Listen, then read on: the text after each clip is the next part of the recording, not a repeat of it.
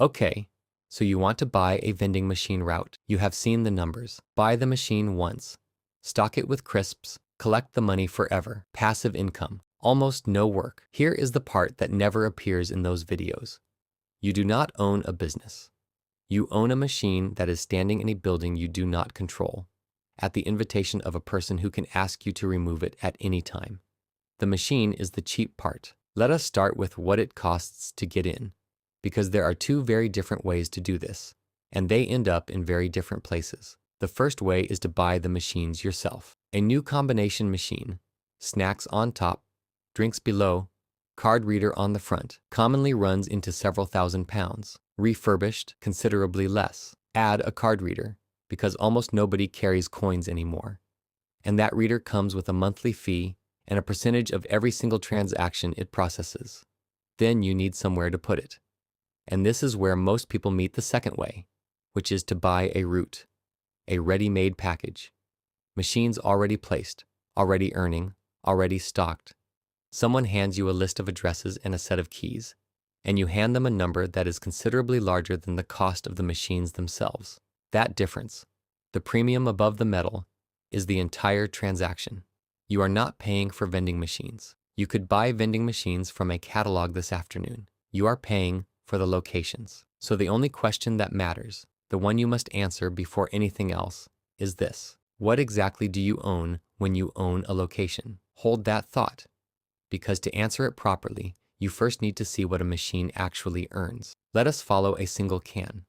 A can of soft drink sells for, say, £1.50. Bought at wholesale. In bulk, it might cost you 50 pence. So the gross margin looks extraordinary. 2/3. Better than almost any retail business on earth. This is the number that appears in the videos. It is also technically true. Now let us take it apart. First, the building takes a cut. The person who lets you stand a machine in their lobby, their gym, their factory, their waiting room, is very rarely doing it out of kindness. They take a commission on sales, often somewhere between 1/10 and 1/4 of the gross, and considerably more if the location is genuinely good. The better the footfall, the larger the slice, because the building knows exactly what its foot traffic is worth. Second, the card reader takes a cut, a percentage of every transaction, plus a monthly connectivity fee for the machine, and that fee is charged whether the machine sold 200 cans that month or none. Third, the stock does not always sell. Snacks expire. Chocolate deforms in a hot room. A flavor nobody wants sits in coil 4 until you eventually throw it away, and you paid for it either way. Fourth, the machine breaks. A coil jams. A note validator stops recognizing a new banknote design. The cooling unit fails, and everything inside it is now waste. Fifth, and this is the one that nobody ever puts in the spreadsheet, you have to physically go there. You have to load the van, drive across the city, park somewhere you probably should not, carry boxes through a fire door, restock the machine, count the cash, check the readings, and drive to the next one. That is not a metaphor for work. That is work. So take that beautiful pound of margin and subtract the commission, the card fee, the connectivity fee, the spoilage, the repairs, and the fuel. What remains is pennies. Now multiply the pennies by however many cans that machine actually sells in a month. And this is where the fantasy quietly dies, because a machine in a mediocre location does not sell very many at all. A machine sitting in a busy gym, or a factory with 400 shift workers and no shop nearby, can genuinely turn over a meaningful sum every month. A machine sitting in a quiet office reception with 30 staff and a Tesco across the road will earn you almost nothing forever, and will still require you to drive there to restock it. The machine is identical. The machine is irrelevant. The location is the entire business. Which brings us back to the question you were holding. What do you actually own? In many cases, the honest answer is an arrangement. Vending placements are frequently informal. Sometimes there is a contract with a fixed term. Very often there is not. There is an understanding, a commission rate, and a building manager who is happy to have a machine there. That manager can leave. The building can be sold. The company can move offices. A new facilities manager can arrive who has a preferred supplier, or who thinks the machine looks untidy, or who has simply been offered a higher commission by a larger operator with better machines and a proper service contract. And when that happens, you do not lose a customer. You lose the asset because you did not own the location. You were standing in it. Somewhere, in a building you have never visited, there is a facilities manager. She did not choose your machine. She inherited it. She has 400 things on her list this quarter, and your machine is not one of them. Until the day a larger operator emails her offering a better commission, newer machines, and a proper service contract. She will take about 90 seconds to decide.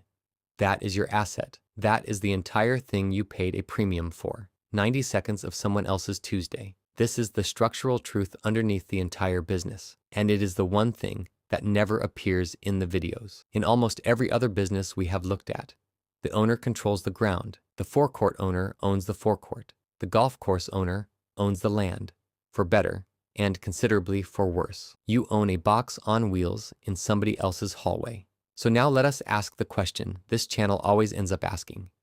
If the margins are thin, the labor is real, and the asset can be removed by a stranger who is actually making money here? Look at the shape of the industry, and the answer is uncomfortable, and it is not hidden. There are people who sell machines. There are people who sell routes. There are people called locators who will, for a fee paid up front, find you a location and place your machine in it. There are people who sell courses teaching you how to do all of the above. Every one of those people gets paid on the day of the transaction, regardless of what your machine earns afterwards. If you get paid 50 pence at a time for years, this asymmetry is well enough known that regulators have built rules around it. In the United States, the Federal Trade Commission maintains a business opportunity rule, which requires sellers of business opportunities, vending routes very much included, to hand over a disclosure document before taking any money. It must state whether the seller is making earnings claims, whether they have been sued,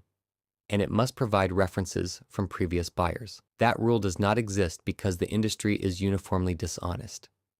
It exists because a business whose value depends entirely on a projection of future earnings, sold by the person making the projection, is a structure that regulators have watched go wrong many times before. Read the previous sentence again, because it is the whole industry in one line. The seller makes the earnings claim. The seller collects the money. The buyer discovers what the machine actually earns. The most reliable money in a passive income business is almost never made passively. It is made by the person selling the passive income. Now the collapse, because this business has a specific way of failing, and it is quiet. Nothing dramatic happens. There is no bankruptcy, no lawsuit, no fire. An email arrives. The office is downsizing. The gym has signed with a national supplier who is putting in a fridge with a screen on it. The factory has installed what the industry calls a micro market, an unattended shop with open shelving and a self-checkout, which sells 4 times as much as your machine ever did and requires no coins at all. And your machine, which you bought as part of a route, at a price justified by the earnings of that location, now needs somewhere else to go. So you drive over, you unbolt it, you put it in the van, and now you own a large, heavy secondhand vending machine with no home, and the earnings that justified its price have gone to zero. And the only way to restore them is to find a new location, which is the single hardest thing in this entire business, and the reason you paid a premium not to have to do it in the first place. Do that 3 times across a 12-machine route, and the route does not really exist anymore. It was never a route. It was 12 permissions, and permissions expire. So let us close it out. The optimistic version. You buy machines directly, cheaply, and secondhand. You find your own locations personally by walking into buildings and asking, which is unglamorous and slow, and it is also the only part of this business that creates any real value. You pick sites with genuine captive footfall and no nearby shop. You negotiate a written agreement with a term on it. You keep the machines immaculate. You restock reliably, and the building manager keeps you because you are easier than the alternative. Over years, you build a small, real, cash-generating business, and you will have earned every penny of it because you built the locations rather than buying them. The harder version. You buy a route at a premium based on earnings figures supplied by the person selling it. The best performing machine on the list turns out to have been recently restocked and freshly counted. 2 locations go quiet within a year. One asks you to remove the machine entirely. Your card fees and connectivity charges arrive every month regardless. And when you finally work out your hourly rate, the driving, the loading, the restocking, the repairs, you discover you have bought yourself a physically demanding, low-paid job with a large upfront fee attached. And then you do the only thing left to do. You sell the route to someone who has just watched a video about passive income. So if you do decide to buy a vending machine route, understand what you are actually buying. You are not buying machines. Machines are a catalog item, and they will sit in your garage regardless. You are buying the goodwill of a stranger in a building you do not own, who has agreed, for now, to let your box stand in their hallway. The machine is yours. The hallway never was.